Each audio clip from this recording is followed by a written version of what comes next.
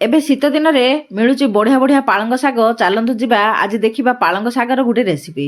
ପାଳଙ୍ଗ ଶାଗ ନେଇ ତାକୁ ବଛାବଛି କରି ଧୋଇଦେଲି, ତାପରେ କାଟିଦେଲି ପରିବା ଆଳୁ, ବାଇଗଣ, ଟମାଟୋ, ସାରୁ ଟିକେ।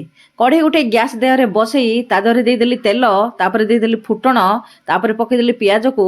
ପିଆଜ ଟିକେ ଭାଜି ହେଇଗଲା ପରେ ଦେଇଦେଲି ଆଳୁ, ତାପରେ ଦେଇଦେଲି ସାରୁକୁ। ତାକୁ ଟିକେ ଭଲ ଭାବେ ସନ୍ତୁଳା ସନ୍ତୁଳି କରି ଦେଇଦେଲି ବାଇଗଣ, ତାପରେ ବାଟିକି ରଖିଥିବା ମସଲାଟି ଦେଇଦେଲି ଜିରା, ଧନିଆ, ରସୁଣ, ସୋରିଷର। ତାପରେ ହଳଦୀ ଗୁଣ୍ଡ, ଲଙ୍କାଗୁଣ୍ଡ, ଲୁଣ ଦେଇଦେଲି।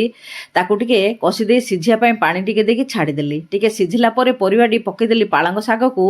ତାକୁ ଆଉ ଟିକେ ସନ୍ତୁଳା ସନ୍ତୁଳି କରି ଦେଇଦେଲି ଟମାଟୋକୁ। ଟମାଟୋ ଦେଇ ଘୋଡ଼େଇକି ଛାଡ଼ିଦେଲି ସିଝିବା ପାଇଁ। ଦେଖନ୍ତୁ ଏବେ ସିଝିଗଲା। ଏବେ ଓହ୍ଲେଇ ଦେବା। ଆପଣମାନଙ୍କୁ ଯଦି ଏଇଭଳି ଭିଲେଜ ଷ୍ଟାଇଲର କିଛି ରେସିପି ଦରକାର ତାହେଲେ କମେଣ୍ଟ କରନ୍ତୁ। ଆଉ ମୋ ଚ୍ୟାନେଲକୁ ଯଦି ଫେସବୁକରୁ ଦେଖୁଛନ୍ତି ଫଲୋ କରନ୍ତୁ, ୟୁଟ୍ୟୁବରୁ ଦେଖୁଥିଲେ ସବସ୍କ୍ରାଇବ୍ କରନ୍ତୁ। ଆଜି ପାଇଁ ରହୁଛି, ନମସ୍ତେ।